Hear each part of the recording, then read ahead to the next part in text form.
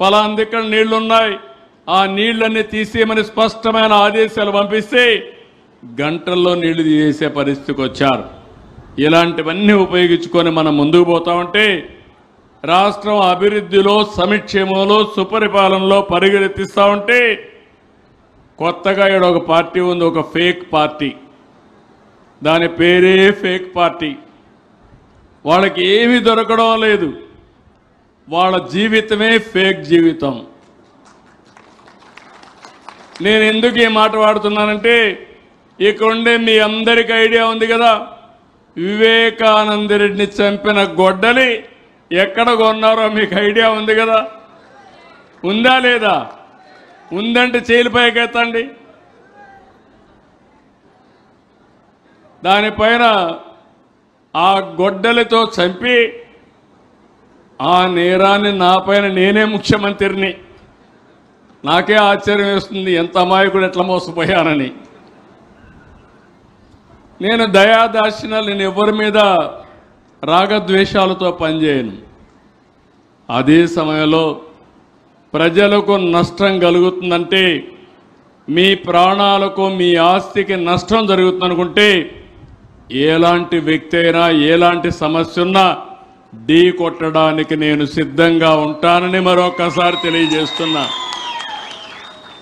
ఒకప్పుడు రాయలసీమలో ముఠా నాయకులు ఉన్నారా లేదా? ముఠా కక్షలు ఉన్నాయా లేదా? అనంతపూర్లో హత్య రాజకీయాలు జరిగాయా లేదా? జరిగాయా? ఈరోజు జరుగుతున్నాయా? ఈరోజు ముఠాలు పూర్తిగా అణిచివేసిన వ్యక్తిని పార్టీ తెలుగుదేశం పార్టీ అని చెప్పి నేను మీకు తెలియజేస్తున్నా. మొహమాటంగా కొట్టాం, పార్టీలు చూడలేదు. అదే మరిగా తీవ్రవాద సమస్య. ఆ రోజు నేను ఒకటే చెప్పాను, మీ సిద్ధాంతం కరెక్ట్ కాదు, దీనివల్ల అభివృద్ధి ఆగిపోతుంది, మీరు కూడా జనజీవన స్రవంతికి రండని చెప్పాను. నా మాట వినలేదు. ఆ రోజు మీరు చూస్తే హైదరాబాద్ చుట్టుపక్కల తీవ్రవాద సమస్య ఉండేది, గట్టిగా యాక్ట్ చేశాం. కడాన మీరు చూస్తే తిరుపతిలో 2003లో నా మీద 23 క్లెయిమోర్ మైన్స్ బ్లాస్ట్ చేసి సాక్షాత్తు వెంకటేశ్వర స్వామి దిగి వచ్చి నా ప్రాణం కాపాడాడు తప్ప ఇంకోటి కాదు. ఇది అసాధ్యం. అయితే నా ప్రాణానికి కూడా నేను ఎప్పుడూ భయపడలేదు. ప్రజల ప్రాణాలు కాపాడడానికి నా ప్రాణాన్ని ప్రణంగా పెట్టాను తప్ప భయపడిన సందర్భం ఎప్పుడూ లేదు. ఇంకొక పక్క హైదరాబాద్లో కమ్యూనల్ విధ్వంసాలు, నాగరిక ప్రపంచంలో అనాగరికంగా ఒకరినొకరు చంపుకోవడం, ఇదేంటని అడిగితే ఎదురు తిరిగే పరిస్థితి. నిర్మోహమాటంగా యాక్ట్ చేశాను. హైదరాబాదే కాదు, రాష్ట్రంలో మత సామరస్యాన్ని కాపాడాం. మత విద్వేషాలు అణిచివేసిన పార్టీ తెలుగుదేశం పార్టీ అని చెప్పి కూడా నేను మీకు తెలియజేస్తున్నా. అలాంటివన్నీ చేస్తే ఆ రోజు మీరు చూస్తే నిద్రలు తెలిసి చూశాను. చూడంగానే మా వాళ్ళు పంపించారు ఒక చీటీ నాకు, వివేకానంద రెడ్డి గుండెపోటుతో చనిపోయాడు. ఎవరు చెప్పారు? సాక్షి పేపర్లో వచ్చింది. నేను కూడా అనుకున్నాను సాక్షి టీవీలో అందరూ వచ్చాయి కాబట్టి ఇంత నీచం చేస్తారా అని నేను కూడా నమ్మి గుండెపోటుని పాపం అనుకున్నా. పాపం అనుకొని నేను గమనున్నాను. ఎలక్షన్లు వచ్చాయి, సీట్లు పంపిణీ ఆ గొడవల్లో ఉన్నాం.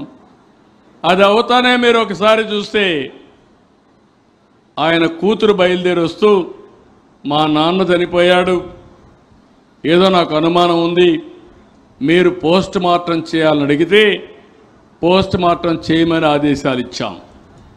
ఆటోమేటిక్గా చేయాలి. అయితే ఇక్కడ జరిగింది మీరు చూస్తే ఒక సిఐని దగ్గర పెట్టుకొని మనిషిని చంపిన తర్వాత రూమ్ అంతా క్లీన్ చేయించారు. నెత్తిన గొడ్డలతో విపరీతంగా కొడితే మెదడు కూడా బయట వచ్చి బ్రూటల్గా చంపారు.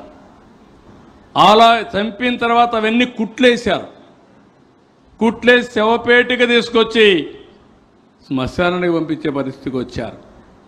ఆవిడ అడిగిన తర్వాత పోస్ట్ మార్టం చేస్తే ఇది గుండెపోటు కాదు, గొడ్డలి వేటు అని చెప్పి నిర్ధారణ చేస్తే సాయంత్రానికి ప్లేట్ ఫిరాయించి ఆ అమ్మాయిని కూడా మేనేజ్ చేసేసి మా నాన్న చనిపోయాడు, ఇప్పుడు నాకు చిన్నాన్నే ఉన్నాడు, ఆయనే పెద్ద దిక్కు, ఆయన కూడా చంపేశారని చెప్పి ప్లేటు ఫిరాయించి నెక్స్ట్ డే తెల్లవారికి నా చేతిలో కత్తి పెట్టి నారాసుర రక్త చరిత్రని నా మీద నెరవేసే పరిస్థితికి వచ్చారు. ఏం తమ్ముళ్ళు అర్థమైందా?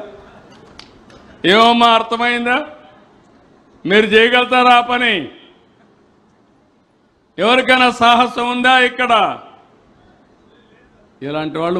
అలాంటి వాళ్ళు రాజకీయాల్లోకి రావడానికి అర్హత ఉందా అని నేను అడుగుతున్నా. వాళ్ళకు అర్హత లేకపోతే ఓటేసేవాళ్ళు మనల్నేమనుకోవాలని నేను అడుగుతున్నా. ఇప్పుడు అలాంటి పార్టీగా ఉండడానికి అర్హత ఉందా అని అడుగుతున్నా. నేను చాలా పార్టీలు చూశాను ఇంతవరకు. రేపు 28 వస్తే ఫస్ట్ టైం ఎమ్మెల్యే 50 ఏళ్ళు,